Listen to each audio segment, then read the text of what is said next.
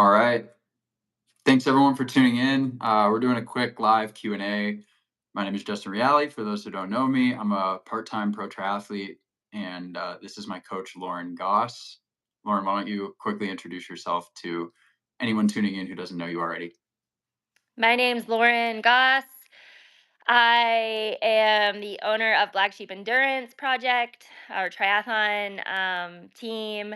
I've been coaching for 5 years. I was a pro triathlete for 10 years. I did pro running for 2 years. And now I'm a mom of a 4 year old and coaching. And Justin was actually my first athlete I ever coached.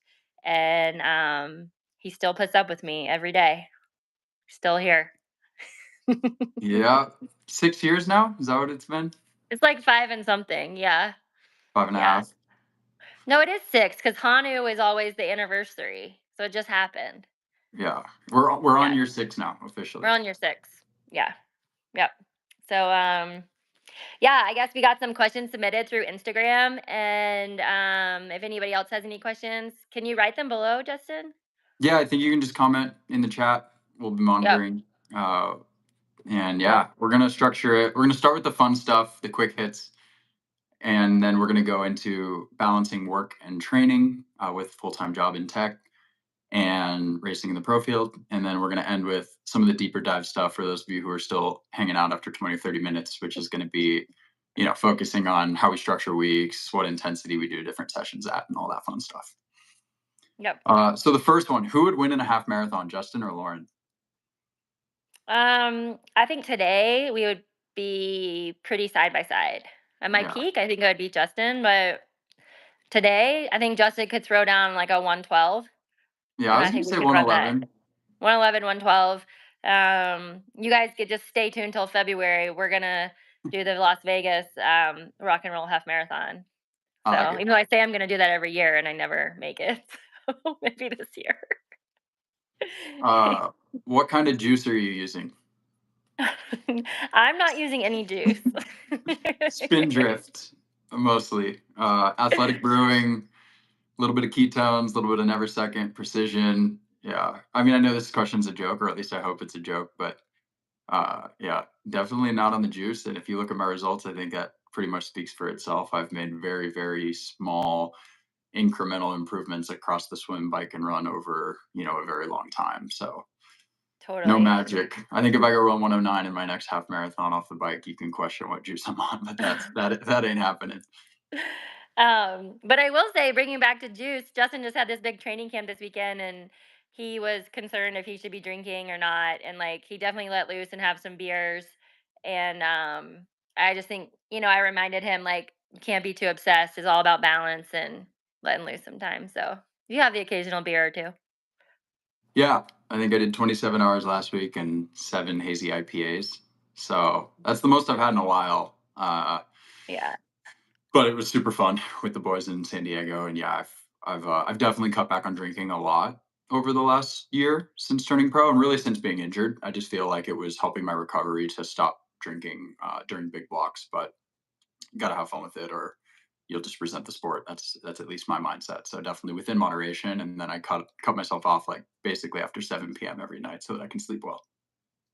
How do you, speaking of juice, how do you feel racing the other guys in the field? Do you feel like the playing field's level? Like, have you felt like there's been any like giant attacks or like what the fuck? Like, is that real? Like, is that person really that much better? Now that you're like throwing down the watts and seeing the real live data on the playing field.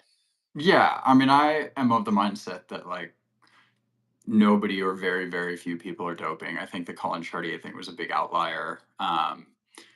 No, I haven't seen anything where I believe to get to the next level or to be at the top of the sport, you would be doping. I think you have to maintain a little bit of naivety to be competitive in the pro sport at the top level, or you're kind of doomed from a motivation perspective. But no, I mean, in all my races, these guys that are beating me, they've been doing it for a long time, and I can wrap my head around running a 109. It doesn't mean I could ever do it, or ever will. Hopefully someday, maybe. But no, I am of the mindset that there's very little doping in triathlon, and I plan to maintain that mindset. And I've, speaking of that, I actually reached out to Ironman a couple weeks ago to try to get on their RTP, their registered testing pool, because I'm not on one right now. And, there's been some talk with some of the T100 races and a couple Ironmans where the winners are like not on an RTP. And I don't want to have some breakout result and be sort of on the map all of a sudden and then be that guy that hasn't been in a testing pool. But I'm trying to get on one. They responded and said you were not selected to be on the Ironman RTP for Q3. So maybe someday. I have Well, been we have this tested. recorded that you did request to be on the Yeah, in the registered pool, so yeah. I emailed them and they said sorry, maybe next time. So we'll see. I mean, I think the doping protocols are ramping up and getting better and better in the sport, which is great to see. Um, the top guys are being tested all the time, and yeah, I don't think much about it. You got cool. to just focus on what you can control. Totally, dude. All right, what Totally. bike would Lauren like you to ride in 2025? I'd like to be on a felt, a trek, or a canyon. Okay, yeah, I would too. That'd But be maybe that'd be anyone who just awesome. gives you a bike. You are I think you're gonna it doesn't matter what bike you ride, you know? So, but those 3 I would say would be my choices for you. Yeah, I agree. I mean, I'm loving my new felt. Hopefully, something works out with them long term in 2025 to have a proper sponsorship and represent the brand. I think I'd be a good ambassador, and I'm loving the bike. So we'll see what happens for next year. Yep. All right, what annoys you most about Justin? I don't know who submitted that one. That's a good one. Well, that's a pretty easy question to answer. Um, I would say Justin's like, "What?" The only thing that annoys me about Justin is when Justin has success, he always wants to do like a little more. So, for example, he had a really good Oceanside, a really good St. George, and he's like, "Should we do Ironman Frankfurt after Lake Placid, or should we do Ironman Malaysia after this one?" And like, I guess it's he gets so excited, but that's good and bad. And so I guess my role as coach is just to be like, "No, you're not doing that." So it's not really annoying, but it's definitely the only thing Yeah, that but at the I guess same time, I at eye the same roll at it. time, after Oceanside, I was like, "Should we do Chattanooga?" And you're like, True. "No." But then we, True. we worked through it. We said, "Okay, well, what if? Why would I? If you have a great St. George, like maybe you would do it." And then we modified the whole program around that. So I mean, we make a great team, but Yes. yeah, I agree. You've had to push back, especially this year, because I've had a little bit of success and I'm hungry after a year of injury to just do as much as possible. And everything's a distraction now. It's like, well, I want to go to Kona. I want to be in the Pro Series. I want to go win an Ironman and cherry pick a Right. race. And Well, yeah, now you're getting the race to pay your travel. I mean, it's kind of hard to say no, like, too, like, "Oh, we'll fly you to Malaysia." Like, okay, like, that's yeah, cool. Like, that's cool. So I think we just communicate pretty well, and it's a team decision. But yeah. yeah. All right, last fun one before we jump into balancing work and training, which is how do you afford your travel and equipment expenses? I guess that's a good transition too. Well, I have a full time job in tech. I've worked um, in marketing and business development and sales roles for the last 10 years basically now. So have had a solid career. Started in pharmaceutical consulting after graduating with a neuroscience degree, and then I was head of marketing at an early stage digital health tech startup for 3.5 years before moving over to financial technology, where I now work as senior director of demand generation, focusing on banks, credit unions, and car dealerships for an AI technology company called Upstart. Um, and so affording my travel and equipment and yeah, just funding triathlon is not an issue for me. I don't have to, be concerned with that stuff because I do have a full-time job in tech, and it's taken some of the pressure off having to make decisions about what races I do or what gear I buy over the last couple of years. And that's been, I think, like a big advantage because, yeah, a lot of other pro triathletes that I'm competing against, unless you're at the very top, you're having to think through, a lot of difficult financial decisions of where to invest your time versus your money and getting to races. And so that's been, I suppose, a luxury for sure of having a full time job while racing. And a lot of elite amateurs have that luxury too. And I'm kind of just in that boat, I suppose, still. I would also say race selection. Like, if you were really hungry for money, you probably wouldn't have been doing Oceanside and like St. George, right? You can choose any races you want to do. And fortunately for you, like in my career, I chose the lower level races. I just wanted to win races. I didn't do much of the big races. And fortunately, just kind of started doing them because you didn't need to make a paycheck, and now you're having a lot of success, and we're like seeing those actually suit you the best. So Yeah. um it's been great. Yeah. And I don't know if it would have been like that if we were pressured to make money. Yeah. Although money, Yeah. we still want to make money. I mean, Coach gets a cut, so we want to yeah, make money. need some Botox money. Yeah, there you go. All Um, right. Let's see. How do you balance? Well, you kind of talked about this, but full time job and pro level training. yeah, this was the most submitted question on Instagram. I think 4 or 5 people asked about just generally balancing full-time job and training, avoiding burnout. I think there's a lot of things, and it's a complex answer, but I've been doing it for a long time. I've been doing it since I started the sport at age 23. And it started with the typical weekend warrior stuff: an hour a day, Monday through Friday, big 3 to 5 hour Saturdays, and 2 to 3 hour Sundays. And I've kind of stuck to that. Like, that's still how I train because I have to, because I'm working a 9 to 5 Monday through Friday. But it's definitely at a different level now. And I think the one way I balance it is I've basically cut out a lot of the social activities that I do to prioritize recovery. And so my typical Friday and Saturday night now looks like an early dinner and a movie or Netflix on the couch with my wife and a 9:30 p.m. bedtime. Whereas 5 years ago, my Friday and Saturday nights did not look like that. And you can go out and party and go do whatever you want on a Friday or Saturday night when you're training 12 to 15 hours a week. But when you're training 20 hours a week and racing consistently and trying to absorb as much of the gains as possible from training, like, it's really difficult. And I also don't have kids, so when I think about sort of like where my life focus is, it's on my wife, on work, and triathlon, and there's very little beyond that right now.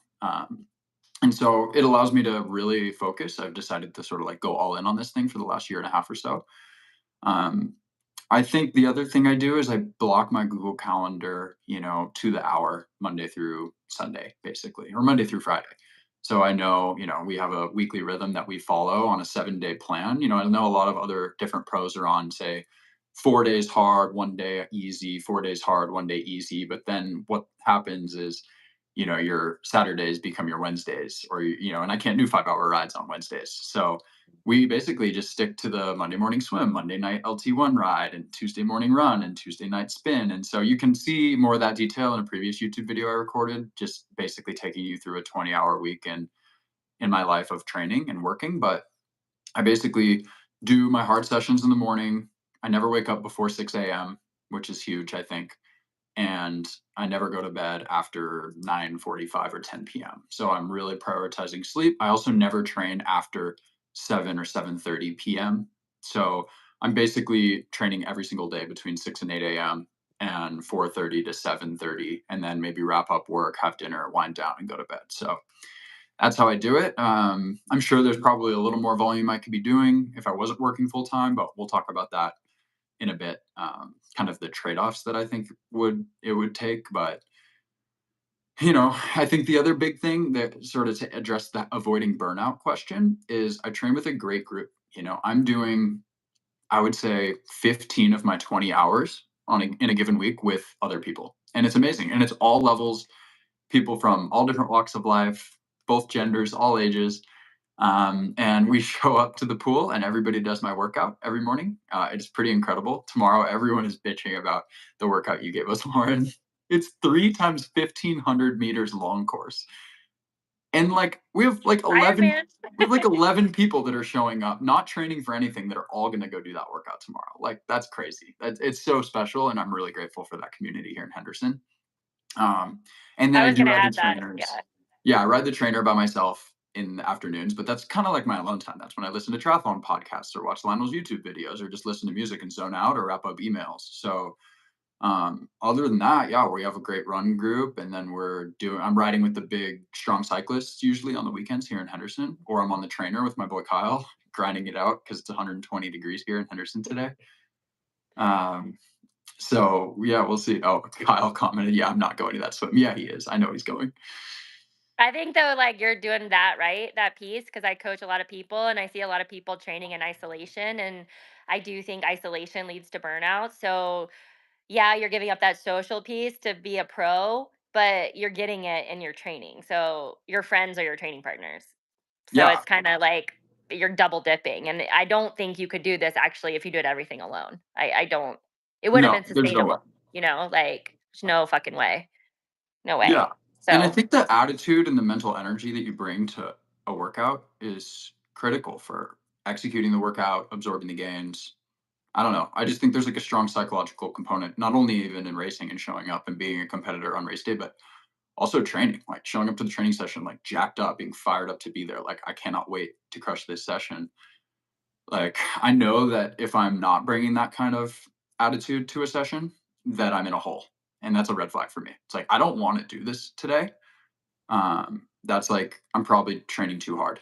And so if I don't want to do it, I literally don't do it. But I pretty much always want to be training 20 hours a week. It's amazing. So yeah, I think that's a strength I have is like I love the sport. I absolutely just love swimming, biking, and running all the time. And I like the variance that it brings, the variation, being able to swim long course, swim short course, ride my trainer, ride the gravel bike, go on a road group ride, run on the treadmill, run on the trails, do a track workout. Like, there's so much variety in triathlon. So I love just mixing it up. It never really gets old to me. Maybe it will in 5 years, 10 years. When it does, I'll probably quit. So yeah, I'm gonna someone just asked your best tips for staying consistent, and kind of to follow up on what you just said. Like the days Justin doesn't want to train, he messages me and like we take a day off or we take an easy day. Like I would say a lot of some athletes I work with, they don't have that confidence to rest, but Justin is like very aware that once he's starting to feel burned out, we take a rest day or we shut it down, right? Or we'll like get rid of the intervals, we'll make it an easy ride.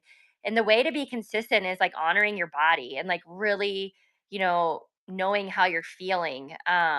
And honoring when you need a rest, and don't look at that as being weak, and not always thinking you need to do more. Like Justin's getting faster running 35 miles a week to 40 miles a week. That works for him, but he could easily go look at Sam Long 60, 70 miles a week and start having like panic attacks and like, I'm not ever going to be there. Like, no, you stay consistent in the sport by working with a coach that fits the program to work for you. And assigns the appropriate intensities. Like Justin rarely does anything on the bike over 70.3 power. I mean, would you agree? yeah, hardly ever. I mean, I did 30 minutes of my 14 hours this week above 70.3 power. Right. Um, four And that times was an eight. anomaly. That was Yeah. like a big week. And that was just because I Like, was there with Tom, like just hammering up 4 times 8 minutes at 370, 400, like all out pretty much. yeah. So doing Um, the right yeah. intensity and honoring when you're tired and eating is a huge one, and sleeping. And it sounds like such a silly, like a answer nobody probably wants, but like that's the answer for staying Yeah, consistent. totally. Yeah. Very specific question about working from home. What types of workouts and mobility you can sneak into the middle of a workday? This is a good one. Because I'm pretty bad at it, honestly. I tend to stack my Zoom meetings. Sometimes I'm in like 6 hours of back to back 12, 30-minute Zoom meetings during the day from 10 to 4. Quite often actually, and I'll forget to get up, or I'll have to have my wife's working full time now, but when she wasn't working, she'd like bring me lunch and an espresso, and I'd like text her because I would be in meetings all day and I would forget to get up and I'd feel like crap at the end of the day. So something I'm working on now is every 2 hours, just getting up, doing like some marching drills.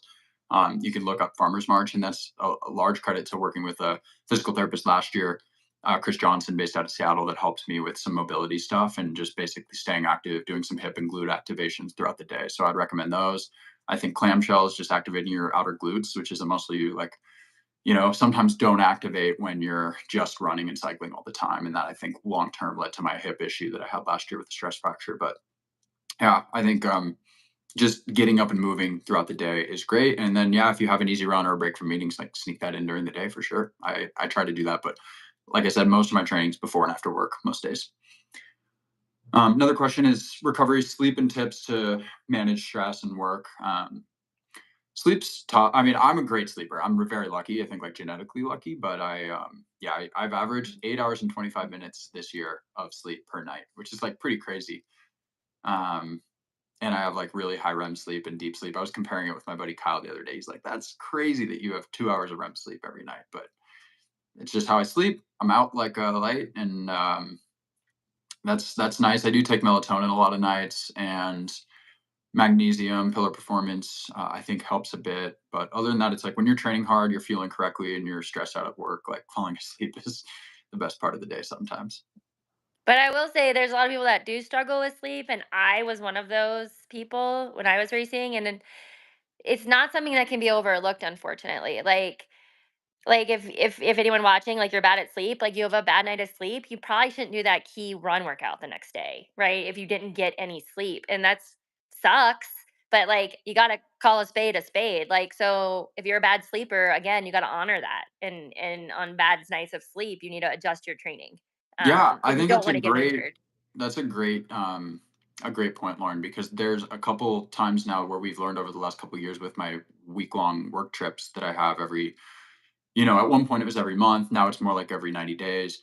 But there was that Tuesday morning run session that we repeated a couple times in Columbus, Ohio, where I would basically on Monday I'd spend all day traveling, flying to Ohio, and then I'd have an 8 a.m. work meeting all day, like 8 to 6, and then a corporate dinner with happy hour that night. So basically no time to train after work.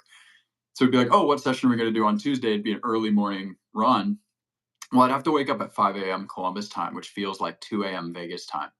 And I think I did that like twice, and I either got sick or got in a hole both times. It was like 0 for 2. But Like did you that get the session. stress fracture? I don't know. Yeah. It might have been the stress fracture. Yeah. It was bad. And now the last couple trips, I'm like, I'm taking Tuesday off. And you're like, great. And then Yep. we build around that, right? Because I'm like, I need to sleep at least 7 hours before that work day, not try to press it. And then, go into a work trip after sleeping 4 hours and doing a hard run. Like you got to balance that. So, And um, communicating with your coach, like just being on the coach side, like Justin does a great job of just giving me his exact details of his week.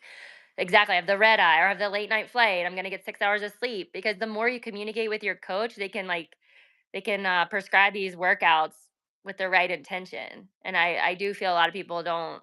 They're like, oh, I can get away with the work travel. I don't need to mention that. But that stress is stress, and it's a big deal. And it took us a little trial and error, but Justin does a great job communicating. And again, it's why he's consistent and able to work and be a pro yeah. same time. All Um, right.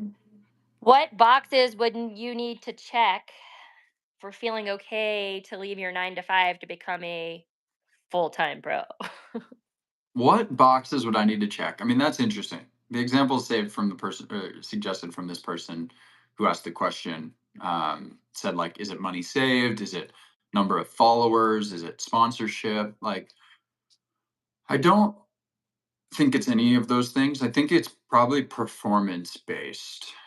Obviously, it's a complex puzzle. It's like, well, what about my wife and my future family and the financial savings and the desire? I love my job. Like, I like working full time. Like, triathlon is not intellectually stimulating. So, if I was a full time pro, like sometimes I wonder. I think I would need something academic, cognitively difficult to keep me going, like coaching a bunch of athletes, for example, which would be a really cool challenge, or starting my own company, or working as a consultant in the tech industry. But for now, I'm really quite content in my job. I'm a senior director, and I have a VP of marketing, my boss, who is above me. That's a great role model, and also, a very senior executive that there is a layer of like air cover between me and the C-suite of the company, and then I also have a large team below me. I think about 16 people now, and so I'm sort of comfortably in middle senior management level, and it has allowed me in my fourth year to be pretty flexible.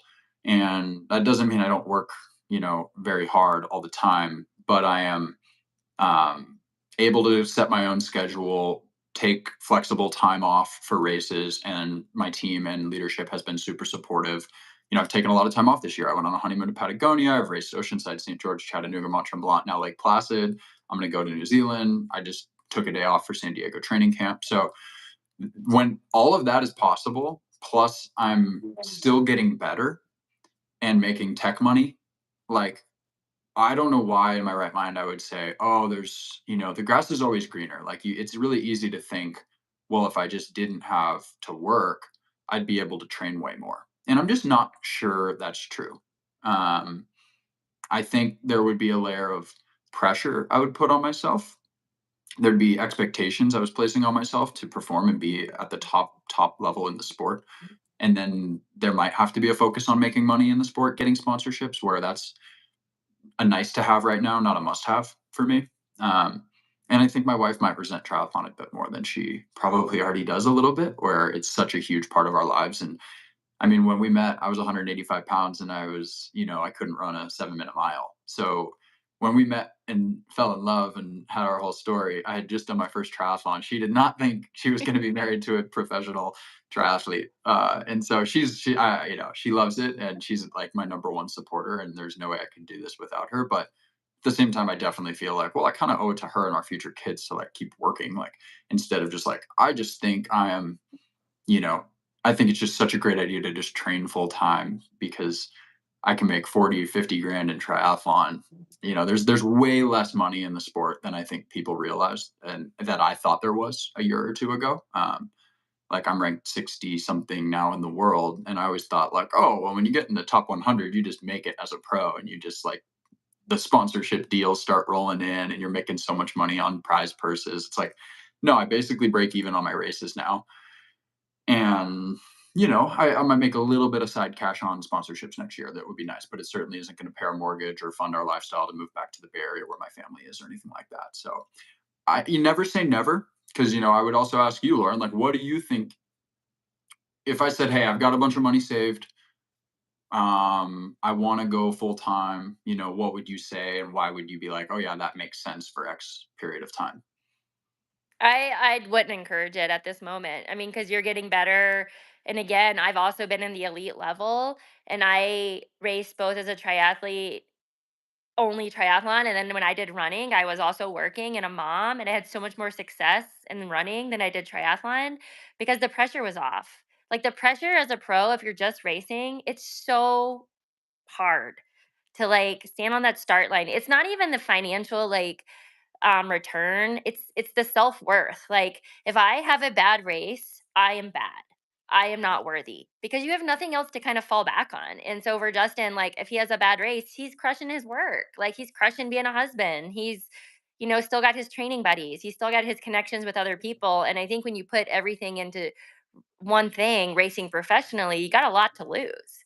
And but of course, you could maybe be a little bit better. I mean, to be honest, the only sessions I would say Justin is missing from his schedule right now would be like a midweek long ride, 3 hours aerobic on like a Wednesday, and a midweek long run, 90 minutes on a Wednesday. Like his Wednesday now looks like, I mean, what do? We do like maybe a 1 hour easy run and a swim or something. So Justin's probably missing out on about 4.5 hours of training a week. I wouldn't say that's worth quitting your job. Yeah. For today. Now, if you're start winning races, I mean, I don't know, like the conversation could change, but for this season, I think it's working, and I'm just a believer in not changing anything unless it needs to be changed, unless it's not working. So, Yeah. I mean, I could not see there allowed to being quit. a 1 to 2 year sabbatical at some point when my time at Upstart comes to a close, maybe in the next 5 years, where it's like it just makes sense and there's nothing to lose. I would want to make sure there's like nothing to lose financially, professionally for me to take that step so that I didn't have any pressure. And then Totally. I basically plan on being right back in the tech industry. So it's possible, but definitely not anything near term that I'm thinking about. Yeah, agreed. All right. Well, let's go into the training deep dive. I think some of these questions are for you and how you coach. Lauren, you run a coaching program called Black Sheep Endurance, and I don't know if you know the stats off the top of your head, but I know some of them, which is like you've coached multiple Ironman World Championship podium athletes at Kona in the amateur field. You've had tons of overall amateur winners now come through Black Sheep. It feels like it's kind of developing into this, you know, elite amateur, mostly American, but international squad that you've built over the last few years with your, how many pro triathlons did you win? Like 11 70.3s or something crazy. So, Yep. you obviously have the experience as an elite triathlete, which has been super valuable for me as a professional, but now you're developing into I think a world-class coach, having been coached by the head of the Norwegian Federation, Triathlon Federation, Arl, and learning the lactate methods and through just trial and error with a bunch of elite amateurs now. Yeah, I would say I really enjoy coaching elite amateur athletes. And not because I don't like coaching beginners or middle of the pack people. I do enjoy that as well. But there's something about the mindset and the tactical approach and like that mental battle when you're like on the edge and first place is 5 seconds ahead of you. And like, how are you going to get there? Like, I mean, it's like, how am I gonna bridge up to that group? Like, what am I gonna do if I'm pulling a train of 10 guys and no one's helping? How long can I stay on the front? How many minutes at threshold? How many watts should I push this climb? And like, I really, really get off on like getting that extra 2%. And that is like what I'm hyper focused on, the 2%, like that extra tiny getting you from fifth place to winning races. And and also I'm enjoying helping these people who are like me. Like, I've always been so black or white. Like, I'm all in or I'm not doing it. And finding that balance for someone like Justin, like, you can have it all, dude. You can be at the top winning races. You can have the job. You can have the family. It can all work. And you don't need to like sacrifice too much. But I think you need an advisor to kind of get you there, you know? So I don't know, like, I just really enjoy putting that puzzle together and helping these athletes find balance who are typically driven to go like all in and get obsessed, and also win races. And that's really cool, for me. Um, I would say with Justin, like, how have we improved his three disciplines week by week? When I started coaching Justin 6 years ago, we trained 10 hours a week. And now he's training 20 to 22 hours, but that was kind of like every year we added 2 hours.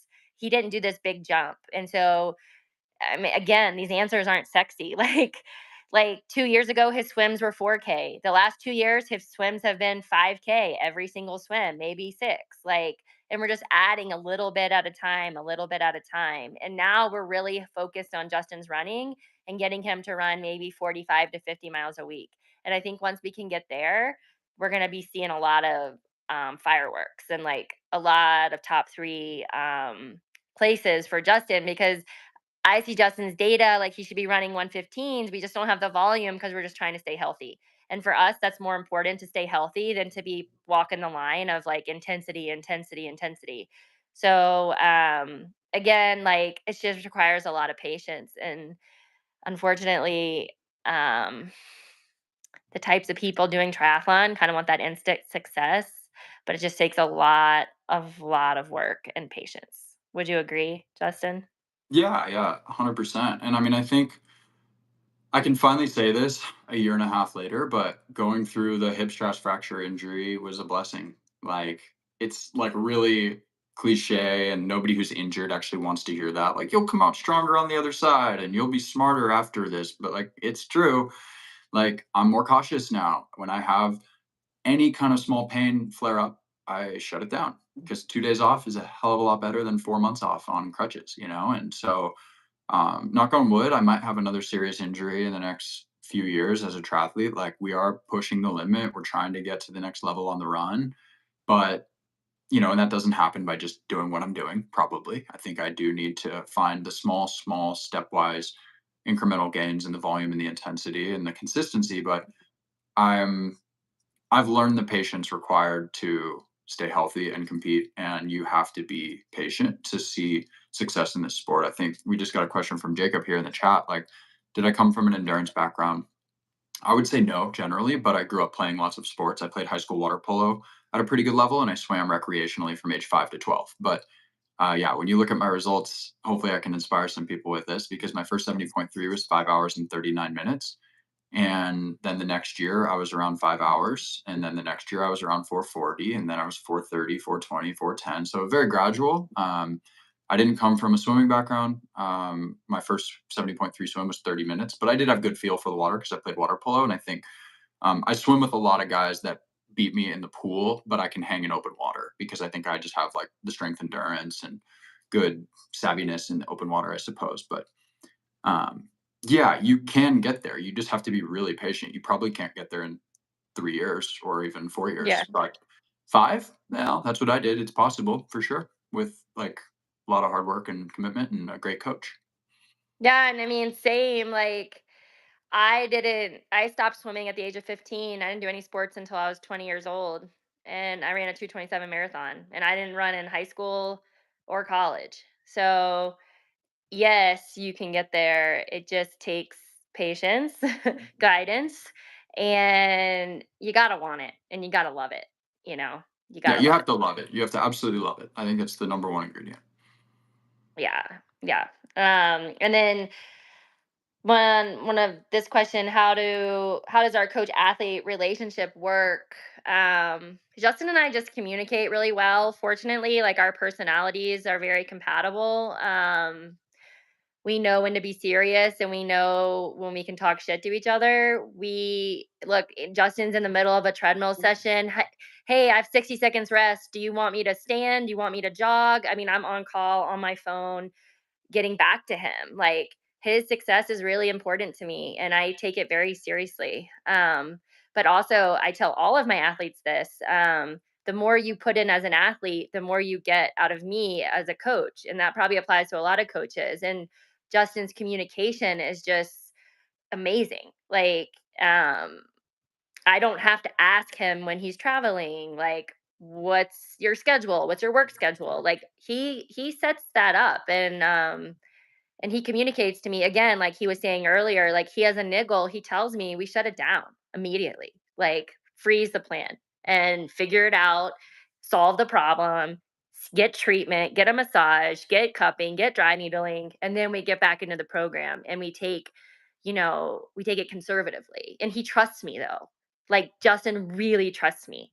And that Yeah, I trust didn't want to between a take today off and you made me. And yeah, I'm he didn't like, wanna take today off after a huge training camp, and I said, "Okay, we'll think about it," and then he finally was able to come to that on his own, but, like, at the end of the day, Justin trusts me as his coach, and I trust him that he's communicating, and I just think that trust between coach and athlete and that communication is very valuable if you wanna be at your best, if you really wanna get everything out of yourself, yeah. so All right. What intensity do you do most key sessions at? I think we have two questions left. This one is, yeah. So key sessions, I would define as probably do three of them on the bike per week. I would say, I mean, there's this mantra I've been like really living by actually recently and thinking about a lot during my training, which is I think it comes from Morgan Pearson or Matt McElroy. I actually don't know who gets credit for it, but it's every session is a key session. And I saw him post that on X or Twitter or something like that, and I was like, that is 100% true, and I think it's a strength of mine. Like I show up with intention every day. Like there's very few like F around, let's splash 3K kind of sessions that we do, or let's run with crappy form and take breaks and take pictures. And I don't do coffee rides. Like I don't go out and ride for 4 hours with three 20-minute stops, like literally ever. Like I hate it. So I am on the trainer, and if it's 2 hours easy, I basically get an arrow and I ride for 2 hours easy with maybe a 30-second bathroom break at whatever watts come that day. But and that's not a key session, but like I'm not stopping at red lights, I'm not getting coffee, I'm not distracted. I don't know. It's I think that's a huge thing that has been really valuable for me lately. Or on my easy runs, like I'm locked in on form. Am I firing the glutes? Is my chin relaxed? How's my arm carriage? Like, what's my heart rate? And I'm like listening to music, and that's all I'm thinking about sometimes. And sometimes on the trainer, I don't use Zwift or music, and I literally just sit there and arrow and think about riding. It's like kind of psycho, but it's I called think raw that's helpful. dogging. Have you seen the Yeah, new airline like that raw stupid dog? You flight just sit trend where you there. just stare at the. Yeah, I raw dog my rides sometimes, not all the time, but definitely sometimes. Oh man. So, So anyway, okay, like the my intensity key of your harder sessions, sessions, your yeah, harder. we're doing basically one LT1 ride, which is 1.2 millimole, 125 to 130 heart rate for me. And we do like an hour of that a week. And then And what are that's those watts for you? 265 now, I would And the say. run? And then the run is, we haven't even been doing a lot of LT1 runs, but Mhm. if we do them, that's at 640 pace, 30 to 40 minutes usually. And then I'll do one LT2 ride and one LT2 run pretty much every week. I rarely miss those if I'm feeling good. And that's, say, 40 to 80 minutes of work at 320 watts on the trainer. below my 70.3 power is LT2. And I think there's like some indoor component, some heat, and not being tapered, so my power is a little lower than I can actually express on the 70.3, which is been at 330. But um, and then I'll do an LT2 run, which is what, like 6-ish miles of work at 540 per mile pace, basically. Maybe now down to 530. But I've definitely been seeing those numbers get a little bit better over the last year. And everything with very short rest. We're like 4 by 12 on the bike with 1 minute rest. Like we Yeah, don't do a lot of rest on our program. But we also don't do very high intensity. Like open half John. marathon pace isn't shouldn't be that hard, but we're basically doing 10K of it without stopping. Most, Yeah. very I short. think the other thing that's interesting though is like it's not like we always did that. We've really only been doing Mm, that for like 2 years, like this high amount of medium intensity work. And I don't think what got you there gets you there necessarily. Meaning like that's might not have been the right program for me from 2017 to 2020. Like right. at that point, we were more on a traditional 80-20 plan where I was doing a bunch of easy zone two and some high above threshold stuff. And then, we might do a big cycling camp and then do some race specific work for a couple of weeks. But I think it's always about, okay, do you need to raise your high end or do you need to raise your floor or do you just need to increase strength endurance given your current Yeah. VO2 max and your current, metabolic profile? And I think after doing some VO2 max testing and seeing the results and kind of just having enough race data to know, okay, all we really need to do is increase strength endurance. You just have to be able to ride at 320 watts for longer and feel better after that. And you got to be able to run at 540 pace for longer. And I still kind of feel like that's the plan of attack. Like my Yeah, attacks, for my high end are today. really good. For now, that's it. I might get to Yeah. the T100 level where I have to be able to ride at 370 watts for a longer time, but I don't have to do that right now in the races I'm racing. Maybe at 70.3 worlds, I will. And that's the art of coaching is also just learning the time and the place to do the type of training and recognizing Justin's weaknesses and strengths and at we know he needs to be able to push 400 watts for like 10 minutes in a 70.3 and he can do it. It's just and when that number raises and he can't do it anymore, we're going to have to go back to the drawing board, but there's no one program that fits everybody. All the programs probably fit someone at some point in their career, but it's always moving. Yeah. It's always moving. Yeah. Get a great coach is the number one piece of advice I have started telling people. Um, cool. Last question for you that was submitted by somebody. Do you feel like you have gotten Justin to his peak? No, absolutely not. Only because I've seen Justin's numbers in running, just in workouts. Don't think Justin's at his peak at all, but I think Justin's gonna keep raising the bar as the bar is raised on the race course, Like if the rides stay at 320 to 330 watts, like by worlds, Justin will be running 115. But if the rides increase to 350 watts, Justin's probably going to still be at 117, 118. It just depends on, what's going down in the races. And I would say until this season, I didn't know. I didn't know what Sam Long and Lionel were doing. We know what they put on YouTube. I don't really know what they're doing. So now we have data. Justin's now 5 times, 4 times, like done the exact same watts in a ride. So now we kind of have a bar. You got to ride 330 watts for his weight on his power meter to be front group. And we just got to keep chipping away at that run. But, no, he hasn't reached his peak at all. But again, we evolve as the race evolves and we're just going to keep kind of doing what we need to do to be at the front of the race. That's always going to be our goal. Getting off Yeah. that bike first. Yeah, Yeah. getting off the bike first and feeling as fresh as possible. Like that's the whole game for me. That's the only race tactic and the only race strategy Yeah. I'll ever probably be able to have. It's a fun way to race, but it is, man, it's painful when you're looking over your shoulder at mile 8, 9, and 10 in the half marathon. But I could taste it. I was 1 minute off of second place in Mont Tremblant for the first time ever, and that was, definitely my best result. But I was running 115 pace for 8 miles, so I know what it feels like, and Yeah. I can feel it. It's there.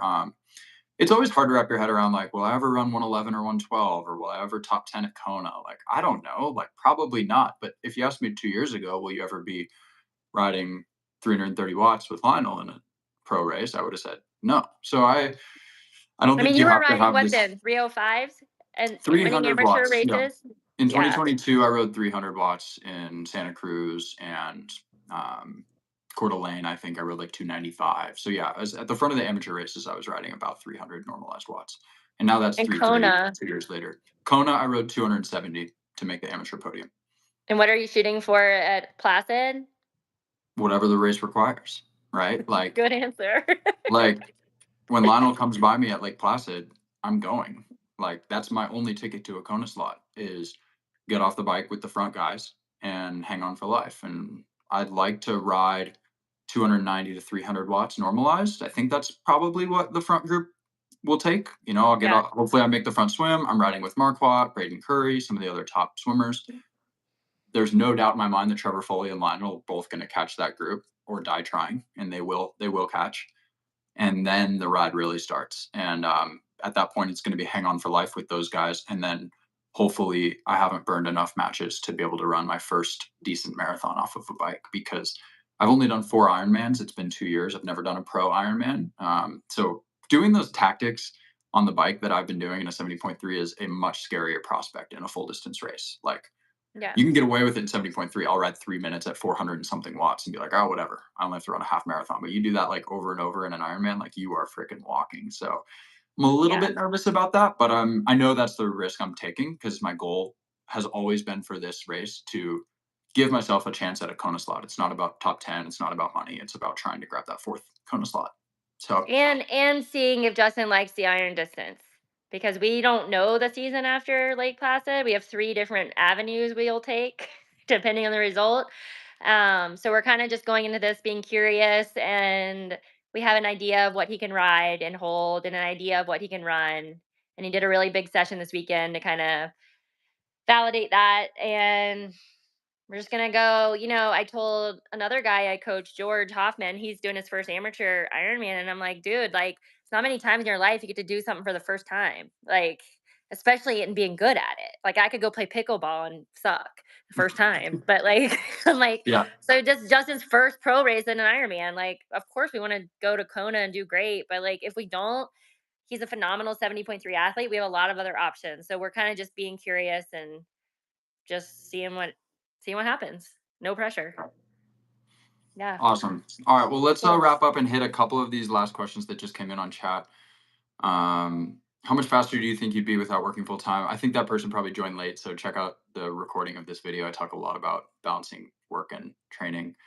What do you think you could run in a standalone marathon with a proper build? 230. Yeah.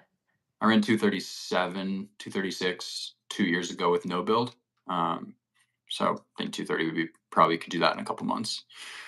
Um, do you have aspirations for the Pro Series this year or all in on Kona? Well, I'm not Kona qualified, so I'm definitely not all in on Kona, I would say. I would say this year has been just about solidifying myself as a top 10 American and strong middle distance racer at the 70.3 distance in America. You know, this is my first like real pro year after basically being injured last year. So that was my only aspiration this year. I did want to get a 70.3 Worlds ticket punched, which I did. So I'm super excited to experience that for the first time as a pro.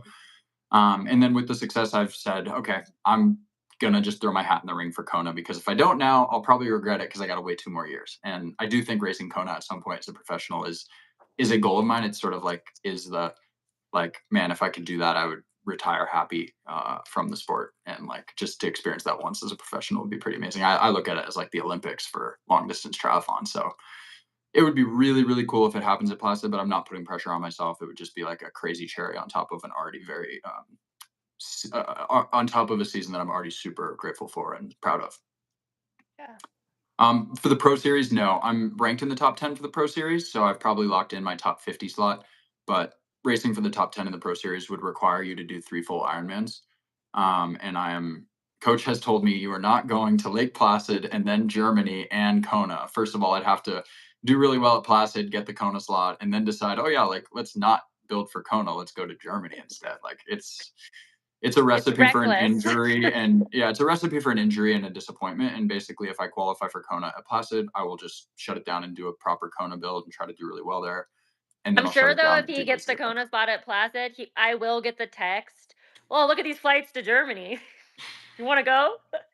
Round trip direct flights, but unfortunately an Ironman is not a training day. I can make that argument for 70.3. Yeah.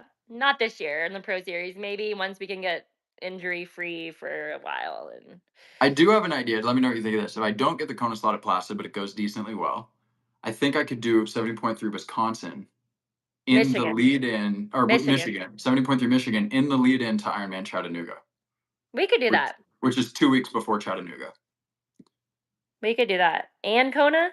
No, no Kona. That would be if Oh, I no don't get Kona. Kona If slot. you don't get the Kona slot, yeah, we could do that. That's a good idea. So do Wisconsin, Chattanooga, then And then take a New little break, Zealand. and then build to New Zealand. Yeah. Well, there So you go, there's guys. my backup plan if I don't get the Kona slot. But that's Just make also if I'm not walking for 13 miles and say F Ironman, I'm never doing that again because that's exactly. That's a possible too. 50-50 chance you're done with Ironman after your Yeah, first one. That's what happened to me in the marathon. One and done, baby. One and yeah, done. So, well, cool. If you guys enjoyed this, let us know in the comments and we can do it again. Maybe after the Ironman or something. yeah, Talk about the war stories. yeah. Is Thanks Sam everyone Long for tuning racing? in. No, no Is Sam Long at Placid. okay, cool. Start list will come out in the next 48 hours, but it's gonna be heavy. We got Lionel Jackson, Trevor, Braden Curry, Joe Skipper, Mark Watt, Worf is on there. Yeah. It's gonna be Yeah. fun. Great day. Great. Hanson. All right. Well, thanks everyone. Next video will be my boy Kyle and I traveling to Lake Placid, so we'll do a little race week vlog series with our friend and UFC fighter Paul Felder, who we're staying with at Lake Placid. So thanks for checking it out, and we'll see you on the race course in 2 weeks. Yeah, thanks guys. Bye.